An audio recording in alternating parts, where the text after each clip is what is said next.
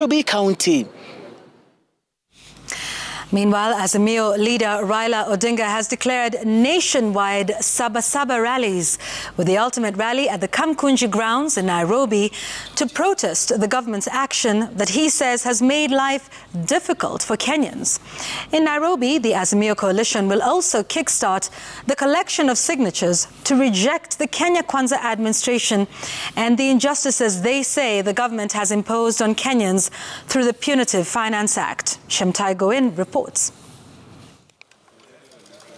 After a meeting that took hours, the Azimio coalition leadership, led by Raila Odinga, emerged with a message that they were set to lead a revolution Friday to protest the antics of the Kenya Kwanza administration, which they accused of taking Kenyans on a ride. Ruto is imposing taxes on us without our consent and making laws whose net effect is to make life increasingly difficult for our people. We are here because the taxation situation in the country and its accompanying injustices can no longer be tolerated. The coalition leadership marking Friday as the day the third liberation against what they termed an oppressive regime will commence. But it is not just a Kamkunji in Nairobi, but a Kamkunji across the country where this third liberation will be launched. We will launch a signature collection to signify our rejection of Kenya Kwanza legitimate regime and its policies, especially the punitive taxes. The clarion call being that There is a meeting in Kamkunji and other parts of the country for the Sabasaba of our lifetime. Odinga saying the fact that the prices of fuel, food and transport had gone up, it was time to speak up and take action. Do not kneel before dictators and beg for their mercy. Even the few who do still suffer humiliation and even death. So we fight.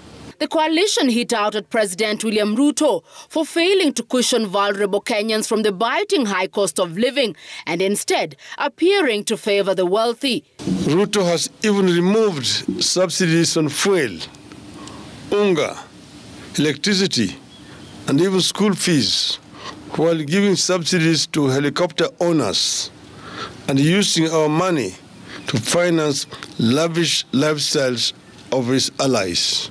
It has become clear that we are dealing with a dictator who also has no respect for wananchi. With protests anticipated and aware of how previous calls to action have turned out, Odinga called for peaceful gatherings from those who heed the call. We have never advocated violence in the past.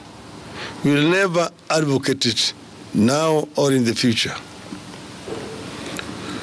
We believe in the law and the rule of law and will act within the law. Odinga defending the constitutional right to picket and demonstrate as enshrined in Article 37 of the Constitution. Fellow Kenyans, we want you to know that we are right, we are not wrong. By resorting to civil disobedience and protests, we can't be wrong unless the law itself is wrong.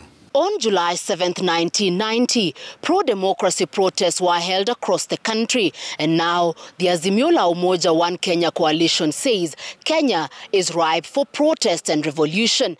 And that this Friday, July 7, 2023, it will be a Sabasaba of a lifetime as they lead the country in protests against the Kenya Kwanza administration. Chemutai Goin, Citizen TV, at the SKM Command Center. Karen.